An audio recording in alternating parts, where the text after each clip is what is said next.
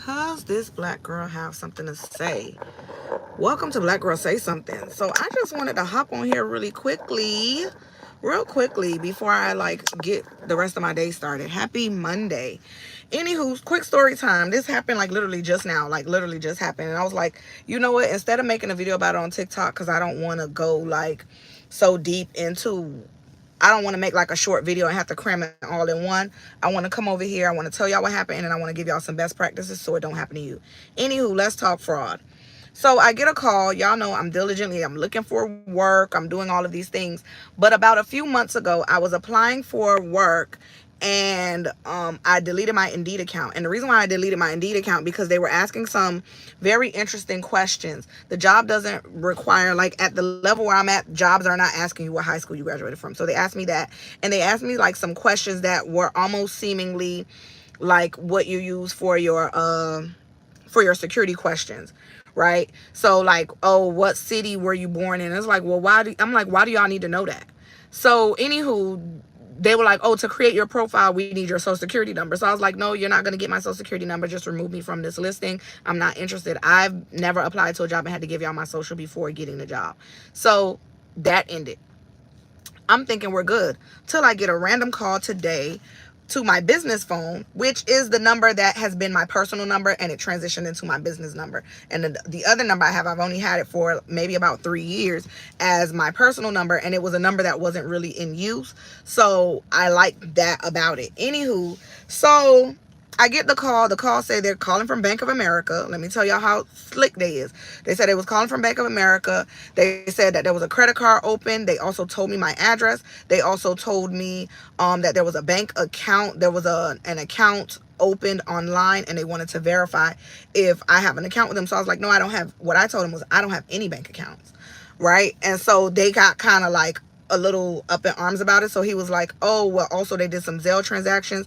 They must have spoofed your number because you didn't get any text messages from Zelle. So they like calculating to see if it worked good. Anywho, they gave me a Bank of America fraud reference number, and then they gave me another number to call and say, call this number and put extension 1. And who's the number I gotta call? Zelle? I'm like, that don't sound right. Anywho, while I'm on the phone with them, I'm Googling the phone number that they called me from. And it is a Bank of America number. That's also the trick too. Then they gave me 2 amounts. And the amounts they gave me was $600 and $1,999.99. They're saying that those 2 amounts were deducted from this Zelle bank account that somebody opened online, and they also opened up a credit card.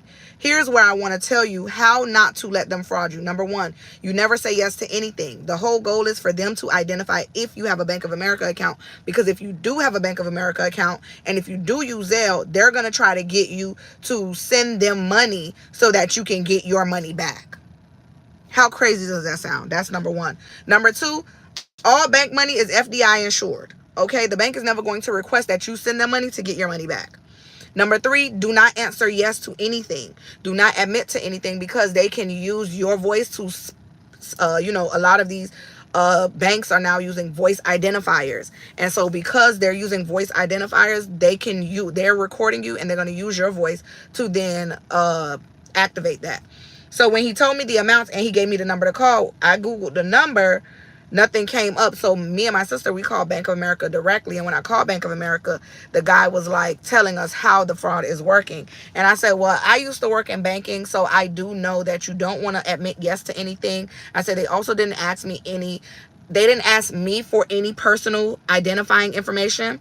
But they did know my address, which I did, like, that's very scary. And they did know my phone number. And now I'm trying to get into one of my accounts with my phone number, and the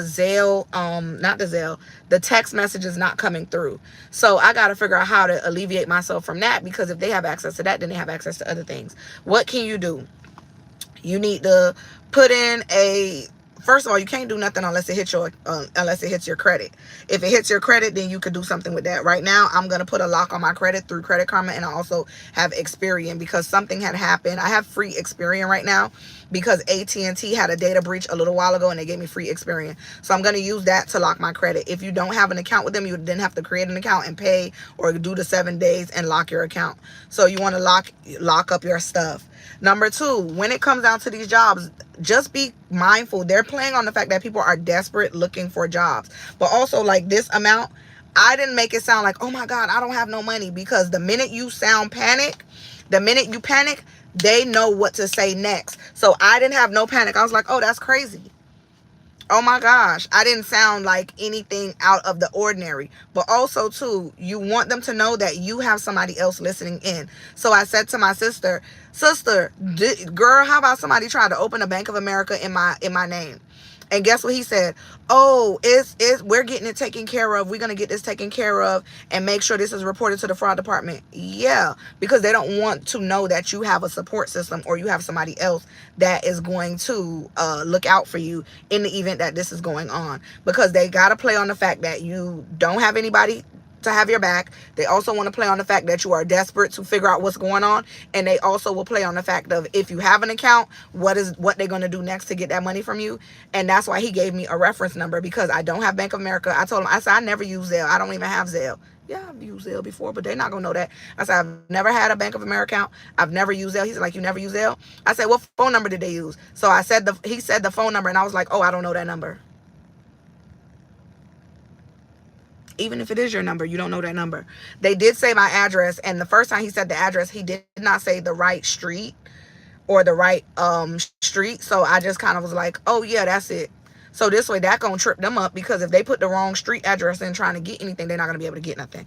Then he was like, it was mailed, the credit card was mailed to your address, and it was activated 8 minutes ago. I said, oh, okay. I didn't ask them how much the credit card was for, because once you start asking questions, now they're gonna try to play on your panic. They're going to try to push your panic button. And if they can get you to panic, then they can get you to do what they want you to do. So just be mindful, be cognizant, be vigilant, be all the things. And most definitely, utilize your internet resources. Utilize your internet resources. I didn't want to go back and forth with them and say, oh, is this a real Bank of America? I'm not going to go back and forth with them, because they're going to do everything in their power to try to make you believe.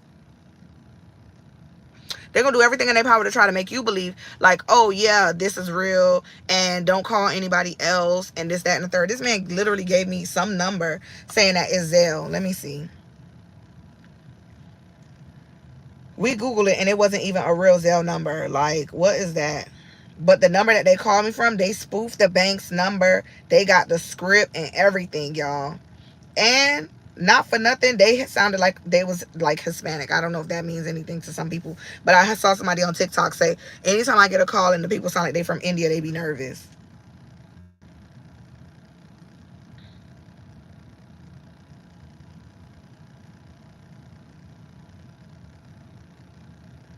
Why is it showing me?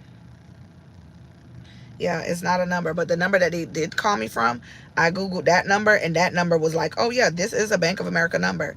Anywho, y'all be mindful, because the people is desperate. We living in desperate times, and everybody want money by any means necessary.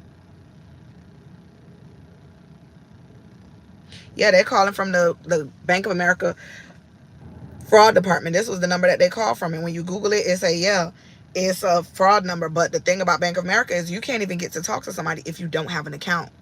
So them calling, and even me calling Bank of America back, don't call the number that they call you from. That's another thing. When you hang up, do not call the number that they called you from, because they are spoofing the bank. Okay, they're spoofing the bank number. And they even gave me a what you call it, a reference number, and Bank of America was like, because you don't have an account, we wouldn't give you a reference number, because there's nothing for you to refer to. They were banking on the fact, because they probably gonna call me back. They already blocked. They probably was banking on the fact that I'm gonna call that number, give them the reference number, and then they're gonna send me some sort of text. Now they got access to all my stuff. Y'all be vigilant out here. Anywho, tune into Black Girl Say Something. We air an episode every Friday, 1 p.m. Eastern Standard Time. It's the day after Mother's Day. I'll do a whole talk about Mother's Day and how I enjoyed my Mother's Day. It was very quiet. It was very calm. It was very slow. It was very easy. My children blessed me with some amazing notes that if they want me to share it, I'll share it with y'all. But it just lets me know, like, as a mother, I am just doing my best day to day and every day. And I'm still looking for work. that's the update. I'm back looking, and then I got back on Indeed because my friend told me I should get back on Indeed, and now I'm like, sir, I got to get back off Indeed because what do you mean? Now I'm starting to see the error of all these little fraud things that these calls I was getting. I'm starting to see those come to pass. Anywho, Black Girl Say Something. Interact with the links in the description of this. Subscribe to the Patreon. I've been talking a lot more over there, y'all, so y'all might want to check that out because over there this Black girl has even more to say.